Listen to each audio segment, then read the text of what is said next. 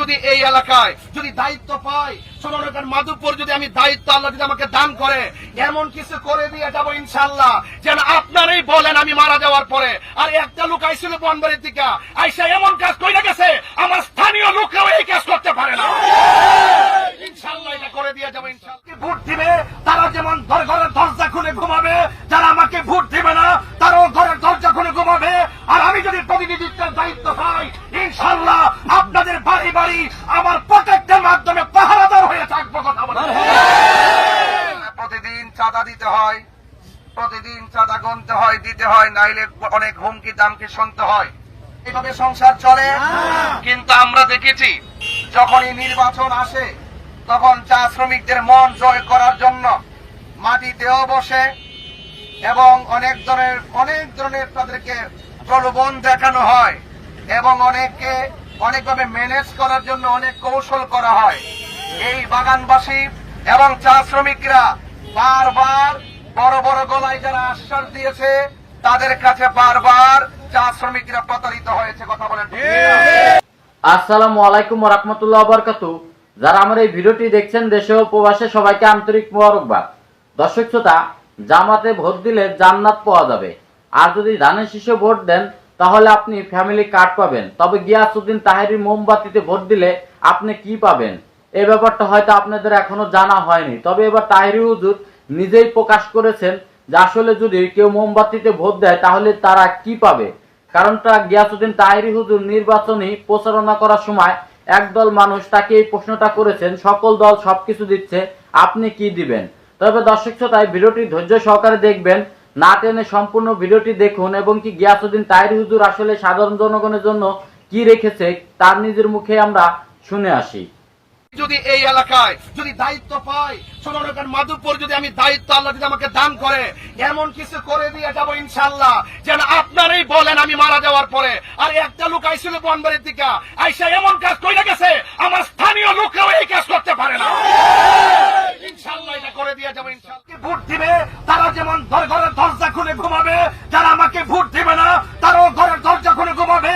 আর আমি যদি প্রতিনিধিত্বের দায়িত্ব পাই ইনশাআল্লাহ আপনাদের বাড়ি বাড়ি আমার প্রত্যেকটার মাধ্যমে পাহারাদার হয়ে থাকবো। কথা বলে এই জন্য আপনাদের সকলকে বলবো ঘুরে ফিরার সময় এসেছে। তরুণদেরকে আমি বলবো তারুণ্যের স্পৃহায় মুরব্বীদের দোয়া এবং মা বোনদের ভক্তিমূলক শ্রদ্ধা এবং অন্যান্য ধর্মের মানুষদের আশীর্বাদ নিয়ে আমি আবারও আপনাদেরকে বলতে চাই এই দেশের সবাই মানুষ হিসেবে সকলকে মানুষ হিসেবে গণ্য করতে হবে। আমরা প্রতিহিংসা রাজনীতি চাই না। আমি মনে করি নির্বাচন আসছে, নির্বাচন চলে যাবে, আমরা একই বাড়িতে থাকবো, কিন্তু কেউ কাউকে কোনো প্রতিহিংসা বশবর্তী হয়ে মামলা হামলা হুমকি দেওয়া যাবে না। কথা বলে ঠিক না? আমি নির্বাচন কমিশনারকে বলেছি, আমি 3 বার বলেছি, আজকে আমি এখানে আসার পরে আমি এনএসআই এর সাথে কথা বলেছি, আমি ডাক্তারিন কন্টে নির্বাচন কমিশনকে বলেছি লেভেল প্লেইং ফিল্ড নিশ্চিত করতে হবে। যার প্রতীকে নির্বাচন করবে, যার প্রতীক নিয়ে গণসংযোগ করবে, কেউ কাউকে বাধা দিবে না, কেউ কাউকে কোনো হামলার ভয় দেখাবে না। আপনি আপনারটা প্রচার করুন, আমি আমারটা প্রচার করব, কেউ কাউকে বাধা দিবেন না। এটার নামই হলো রাজনীতি। কথা বলে ঠিক না?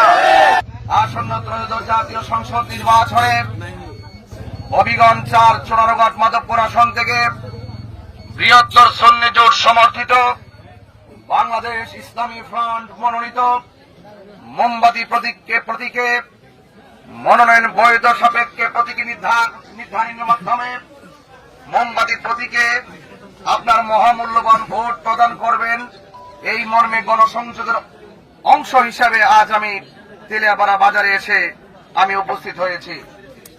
সম্মানিত বাজার ব্যবসায়ীদের সাথে আমার ইচ্ছা ছিল সবার সাথে হাত মিলিয়ে একটু দোয়া নিব, কিন্তু সময় এতটুকু এত চাপ হয়ে গেছে যে সবার সাথে হাত মিলাতে না পারাই যদি আমি সকলকে সালাম বিনিময় করেছি, কিন্তু আপনারা কেউ মনে কষ্ট নেবেন না। সময় এবং আমার ব্যস্ততায় যতটুকু হোক, কিন্তু আপনাদের ব্যবসায়ীদের প্রতি আমার চুল পরিমাণ কোনো কিংবা ভালোবাসার কমতি নাই। কারণ আমরা ভালো করে জানি ব্যবসায়ীরা হলো এই দেশের সম্পদ। কথা বলেন ঠিক কিনা? কিন্তু ব্যবসায়ীরা এই দেশের সম্পদ হলো ব্যবসায়ীদের অনেক সমস্যাও আছে। এক নম্বর সমস্যা হলো, যখনই কোন দল ক্ষমতায় আসে, কিছু ধরনের মানুষ আছে বাজার ব্যবসায়ীকে ডিস্টার্ব করে, আছে না নাই? এরা প্রতিদিন চাঁদা দিতে হয়, প্রতিদিন চাঁদা গুনতে হয়, দিতে হয়, নাইলে অনেক হুমকি দামকি শুনতে হয়। আমি আপনাদেরকে তেলিয়াপাড়া দাঁড়িয়ে ইসলামী মূল্যবোধের আলোকে আপনাদেরকে আশ্বস্ত করতে চাই, আল্লাহ রহমতে আপনাদের দোয়া ভালোবাসায় সমর্থনে যদি এই চুনারঘাট মাধবপুর আসন থেকে যদি আল্লাহ পাক আমাকে কবুল করেন, কথা দিচ্ছি 1 টাকা কাউকে চাঁদা দিতে হবে না। এবং আপনাদেরকে আরো কথা দিচ্ছি, নির্বিঘ্নে আপনারা ব্যবসা বাণিজ্য করবেন ইনশাআল্লাহ। এবং পাশাপাশি আপনাদেরকে আরো বলছি, আমি যে জায়গায় দাঁড়িয়েছি তেলিয়াপাড়া, এখানে অনেক চা বাগান আছে না নাই বলেন? এই যে প্রায় 21টির মতন যে চা বাগান রয়েছে, এই চা বাগানগুলিতে আপনারা জানেন মানুষ কত কষ্টে দিন রাত কাটায়, কথা বলে ঠিক না? এই চা বাগান চা শ্রমিকদের কষ্টকে চিরস্থায়ী ভাবে সমাধান করতে হবে। আপনারা এখানে অনেক মোবাইল ধরেছেন, ধরেন নাই? অনেক মোবাইল চালাচ্ছেন। আপনি এমন কিছু জায়গা আছে চা শ্রমিকদের এখানে তাদের নেটওয়ার্কও থাকে না, কথা বলে ঠিক? আরে নেটওয়ার্কের খবর তো পরের কথা, তাদেরকে দৈনিক যেইভাবে 178 টাকা পারিশ্রমিক দেওয়া হয়, আপনারা একটু ভালো করে বলেন তো এইভাবে কি সংসার চলে? এইভাবে সংসার চলে? কিন্তু আমরা দেখেছি যখনই নির্বাচন আসে তখন চা শ্রমিকদের মন জয় করার জন্য মাটিতেও বসে এবং অনেক ধরনের তাদেরকে প্রলোভন দেখানো হয় এবং অনেকভাবে ম্যানেজ করার জন্য অনেক কৌশল করা হয়। এই বাগানবাসী এবং চা শ্রমিকরা বারবার বড় বড় গলায় যারা আশ্বাস দিয়েছে, তাদের কাছে বারবার চা শ্রমিকরা প্রতারিত হয়েছে, কথা বলেন ঠিক? আমি প্রতারণার রাজনীতি করতে চাই না, আমি চাই এই দেশের চা শ্রমিকরাও মানুষ, কথা বলেন ঠিক কিনা? এই দেশের চা শ্রমিকরাও মানুষ, এই দেশের সনাতন ধর্মী যারা আছেন তারাও মানুষ। এই দেশের মুসলমান মসজিদে যাবে, খ্রিস্টান গির্জায় যাবে, ভক্ত পেগোড়ায় যাবে, মুসলমান মসজিদে যাবে, যার যার ধর্ম স্বাধীনভাবে পালন করবে। আমি যদি 3 বেলা খাই, চা শ্রমিকরাও স্বাবলম্বী ভাবে 3 বেলা খেতে হবে। এটার নামই হলো রাজনীতি, কথা বলেন ঠিক? আমি আপনাদেরকে আরো আশ্বস্ত করতে চাই, এই আসন্ন ত্রয়োদশ জাতীয় সংসদ নির্বাচন কেন্দ্রিক আমরা বিগত দিন থেকে দেখে এসেছি রাজনৈতিক ভাবে অনেক অস্থিরতা শুরু হয়েছে, কথা বলেন ঠিক কিনা? আমরা অস্থিরতার ভিতরে দেখেছি এই দেশে প্রায় 90টা মাজার ভেঙে দেওয়া হয়েছে, কথা বলেন ঠিক কিনা? এবং কবর থেকে লাশ তুলে আগুন দিয়ে পুড়িয়ে দেওয়া হয়েছে। আমরা দেখেছি একটা হিন্দুকে অযথা তাকে মেরে গাছের মধ্যে ঝুলিয়ে আগুন দিয়ে পুড়িয়ে দেওয়া হয়েছে। এটা কখনো সভ্য রাজনীতি হতে পারে না, কথা বলেন ঠিক কিনা বলেন? এবং পাশাপাশি আরো দেখেছি যখন কোন দল ক্ষমতায় আসে, বিরোধী দল যারা থাকে নামে বেনামে মামলা হয়রানি অনেক দলে কিছু করে থাকে। এটা আমরা দীর্ঘদিন ধরে দেখে আসছি। আমার মনে হয় এগুলোর অবসান হওয়ার দরকার, কথা বলেন ঠিক কিনা? আমি মনে করি যারা আমাকে ভোট দিবে তারাও আমার, যারা আমাকে ভোট দিবে না তারাও আমার, কথা বলেন ঠিক কিনা? আমি যদি ক্ষমতায় আসি, আমাকে যারা ভোট দিবে না মনে করবেন তাকে আমি প্রতিহিংসা করে তার বিরুদ্ধে মামলা হামলা, বাড়িতে ঘুম থেকে বঞ্চিত করা, এটা কখনো সভ্য এবং শান্তিপ্রিয় রাজনীতি হতে পারে না, কথা বলেন। আমি পরিষ্কার ভাষায় রাজনৈতিক অস্থিরতার মোকাবেলায় অত্যন্ত শান্তিপ্রিয় ভাবে ধর্মীয় মূল্যবোধের আলোকে এই দেশের প্রত্যেকটি মানুষ যারা আমাকে ভোট দিবে তারা যেমন শান্তিপ্রিয় ভাবে ঘুমাবে, যারা ভোট দিবে না তারাও শান্তিপ্রিয় ভাবে ঘুমাবে। আল্লাহ যদি সমাজের কল্যাণে আমাকে কবুল করে, আমি কথা দিয়ে যাচ্ছি, আপনি প্রচার করতে থাকুন, আমি প্রচার করতে থাকি, আপনি চেষ্টা করতে থাকুন, আমি চেষ্টা করতে থাকি। হয়তোবা আপনার চেষ্টার ধরন হবে এক, আমার চেষ্টার ধরন হবে আরেক রকম। কেউ হয়তোবা টাকা দিয়ে চেষ্টা করে, কেউ হয়তোবা ভালোবাসা দিয়ে চেষ্টা করে, কথা বলে ঠিক না? এই জন্য যে যেভাবে পারেন করতে থাকেন, ভালোবাসা দিতে থাকেন এবং আপনারা প্রচেষ্টা করতে থাকেন। কিন্তু মনে রাখবেন সবকিছুর পরে রেজাল্ট যিনি দিবেন তিনি উপরে আছেন, কথা বলে ঠিক না? আল্লাহর পরিকল্পনা অনুযায়ী কেউ ক্ষমতা পায়, কেউ ক্ষমতা থেকে বিচ্যুতি হয়। এটা জনগণের কোনো কারিশমা নয়, জনগণ কেবলমাত্র উসিলা। আপনি চেষ্টা করে থাকুন। আমি আপনাদেরকে আশ্বস্ত করতে চাই, এই দেশের শান্তি প্রতিষ্ঠায় 3টা এজেন্ডা নিয়ে আমি কাজ করবো। শুনে বলেন কয়টা? 1 নম্বর শিক্ষা, 2 নম্বর চিকিৎসা, 3 নম্বর হলো অবকাঠামো উন্নয়ন। আমি আশ্বাস দিতে চাই না, কারণ আশ্বাসকারীদের কাছে সব সময় এই সমস্ত মেহনতি ভোটাররা বিশ্বাসঘাতকতার শিকার হয়েছে। কথা বলেন ঠিক কিনা? এই জন্য বড় লেকচার দিতে চাই না, শুধু এতটুকু বলতে চাই, অনেকে বলেন যে আমার বাড়ি তো ব্রাহ্মণবাড়িয়া, বলে কিনা? অনেকে বলে কিনা? যারা বলে তারা সংবিধান সম্পর্কে অনভিজ্ঞ, তারা রাজনীতি বুঝে না, তারা সংবিধান বুঝে না। যদি রাজনীতি বুঝতো তাইলে তারা সহজেই বলতো ওনার বাড়ি ব্রাহ্মণবাড়িয়া কেন, ওনার বাড়িতে রংপুর হয়, চুনারো ঘাট থেকে নির্বাচন করা তার মৌলিক সাংবিধানিক অধিকার। কথা বলে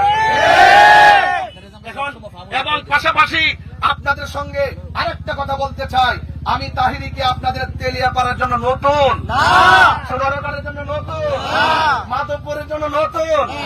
আমি দিনে রাইতে 2টা 2:30টা আপনাদেরকে নিয়ে আমি ধর্মের কাজ করছি। কথা বলেন ঠিক না বেঠে? এবং আমি কাজ করেছি, ধর্মের কাজ করেছি। অনেকে বলে আমি কি উন্নয়ন করেছি? আর যেই ব্যক্তি ইসলামের কথা বলে, যেই ব্যক্তি কোরআনের কথা বলে, যেই ব্যক্তি সুন্নাহর কথা বলে, যেই ব্যক্তি মূল্যবোধের কথা বলে, যেই ব্যক্তি দুর্নীতির বিরুদ্ধে কথা বলে, যেই ব্যক্তি সুদ ঘুষ খুনের বিরুদ্ধে কথা বলে, যেই ব্যক্তি মাদকের বিরুদ্ধে কথা বলে, যেই ব্যক্তি ইসলামের আলোকে মানুষের নৈতিক চরিত্রকে পরিবর্তন করেছে, এর চাইতে বড় উন্নয়ন কিছু হতে পারে না। কথা বলেন ঠিক না বেঠে? এই জন্য আপনাদেরকে বলবো, ওই সমস্ত লোকাল কথা আর জাতি খায় না, এই সমস্ত হালকা পাতলা কথা জাতি নেয় না। জাতি নেই যে যদি কেউ রাষ্ট্রের ক্ষমতায় থাকে বাজেট অনুযায়ী সে সমাজের কাজ করবে, এটাই স্বাভাবিক। আমি যদি ক্ষমতা না থাকি, রাষ্ট্রের প্রতিনিধি হতে না পারি, তাইলে কি আমি উন্নয়ন করতে পারবো? আরে পারবো? আমি পারবো না। এই জন্য আমি চেষ্টা করে যাচ্ছি, আমাকে যদি আল্লাহ পাক কবুল করেন, ইনশাআল্লাহ কথা দিয়ে যাচ্ছি, আমি বড় আশ্বাস দিব না, আমার জীবন আমি জবানের খেলাপ করি না। অনেকে বলছে তাহির হুজুর কি নির্বাচনে থাকবে শেষ পর্যন্ত? আমি বলছি, আমার মা বলছে যে 2 জনের সঙ্গে যদি ওয়াদা দিয়া থাকো নির্বাচন করবা, তাইলে আমি তোমারে দোয়া দিয়া দিলাম, তুমি কিন্তু মানুষের সঙ্গে কিন্তু মুনাফিকি করো না। এই জন্য কোন ধরনের প্রলোভন, কোন ধরনের কথাবার্তায় তাহিরির অবস্থান থেকে সরানো যাবে না। কারণ তাহিরি এই এখানে চুনারঘাটে এসেছে, মাধবপুর এসেছে, আমার বৃহত্তর সুন্নি জোট আমাকে এখানে পাঠিয়েছে। আমি শুধু আরেকটি কথা বলতে চাই, আপনাদেরকে অনুরোধ করে বলতে চাই, আপনারা আমার জন্য দোয়া করবেন, আমিও আপনাদের জন্য দোয়া করি। ভালোবাসা দিয়েছি, ভালোবাসা দিবেন। 22 বছর আপনাদের সঙ্গে ধর্ম নিয়ে গবেষণা করেছি, আপনাদের সঙ্গে চলেছি। আমি আপনাদের সঙ্গে একটু আমি সেবা করতে চাই। শাসক হতে আসি নাই, শোষক হতে আসি নাই, এসেছি সেবা করতে, সেবক হয়ে এসেছি। কথা বলেন ঠিক কিনা? আপনারা সবাই ভালো থাকবেন। আমার এখানে 3 রাস্তা ব্লক হয়ে গেছে, যদি কেউ কোনো যানবাহনে কষ্ট পেয়ে থাকেন, দোকানদার ভাইরা যদি, ব্যবসায়ী ভাইরা যদি কষ্ট করে থাকেন, কষ্ট পেয়ে থাকেন, আল্লাহর রাস্তায় ক্ষমা সুন্দর দৃষ্টিতে দেখবেন। আমি কাউকে বলে এখানে আসি নাই, আমি প্রত্যেকটা বাজার শুধু লিফলেট দেওয়ার জন্য আসছি। লিফলেট কর্মসূচি আজকে দিয়েছি। তবে ইনশাল্লাহ এই এলাকাতে আমরা ইনশাল্লাহ পথসভা, গণসমাবেশও দেওয়ার চিন্তা ভাবনা রাখবো। তবে আবারও বলে দিয়ে যায়, জয় হোক মানবতার, জয় হোক মেহনতি মানুষের, জয় হোক মোমবাতি প্রতীকের ইনশাআল্লাহ। আসসালামু আলাইকুম ওয়া রাহমাতুল্লাহ।